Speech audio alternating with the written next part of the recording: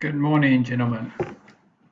Hopefully, lockdown is going well for you. And this video here is a little introduction to where we're going to next and some pieces of advice about your essay, the 3.5 essay, which is one of the external standards. I'll also talk about Reconstruction. So we've looked at causes of the US Civil War. And now we are turning our attention, as you have done over the last few days, to the consequences. Now, consequences is just another word for results. And in your 3.5 essay, you need to look at the causes of an event, and you also need to look at the consequences of that event. So our event for this term has been the start of the US Civil War.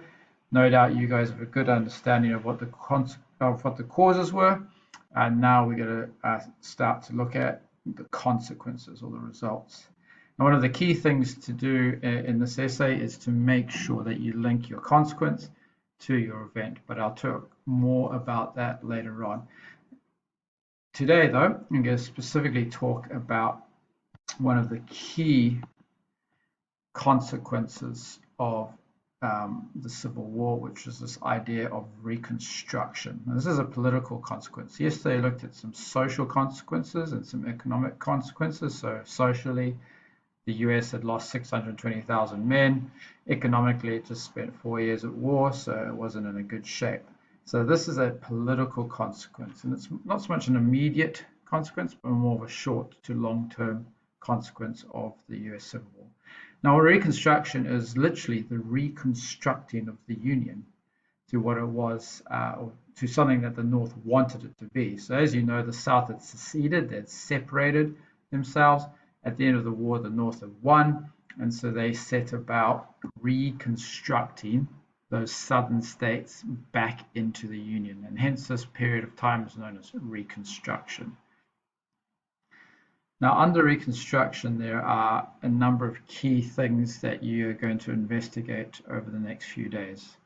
And first thing to note is that Reconstruction can be split into two key periods. One is the presidential Reconstruction under Andrew Johnson, who was Lincoln's replacement after Lincoln got assassinated. And in a nutshell, Johnson wanted the South to be reconstructed as quickly as possible into the Union, and therefore he didn't put too many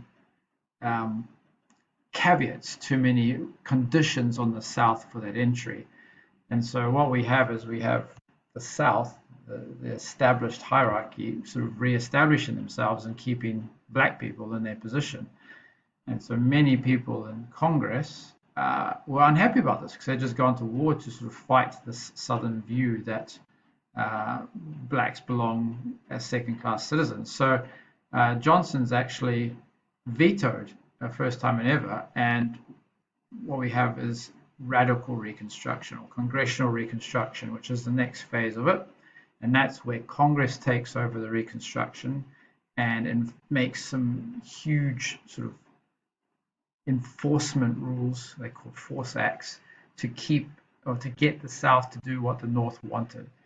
And this involves sending federal troops down into the South, so sort of a mini invasion of sorts, which you can imagine did not go down well with many white Southerners.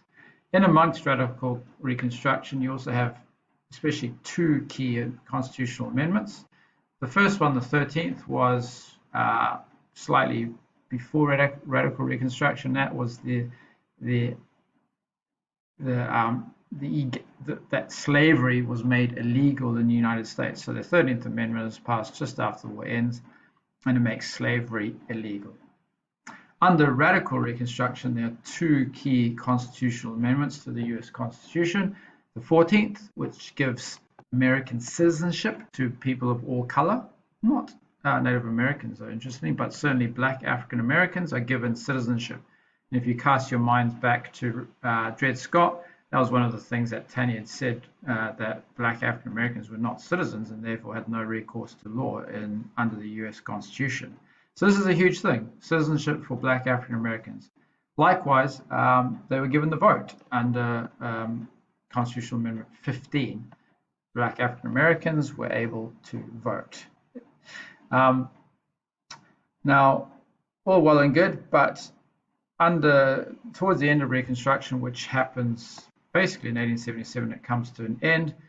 We still find that in the South, African Americans are generally economically and socially beneath white Southerners, and really and truly Reconstruction, although it brings the South back into the Union, by the 1890s, many African Americans are in positions of segregation in the South, and so really and truly Reconstruction, even radical Reconstruction, really failed to uplift Black African Americans.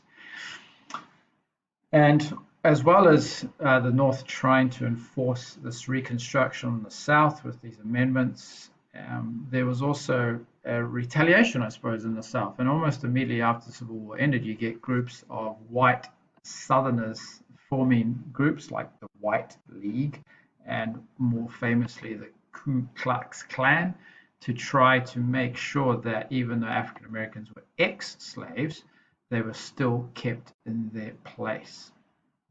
So Reconstruction is certainly a consequence of the Civil War. If the Civil War hadn't happened, there would be no need to reconstruct the Union.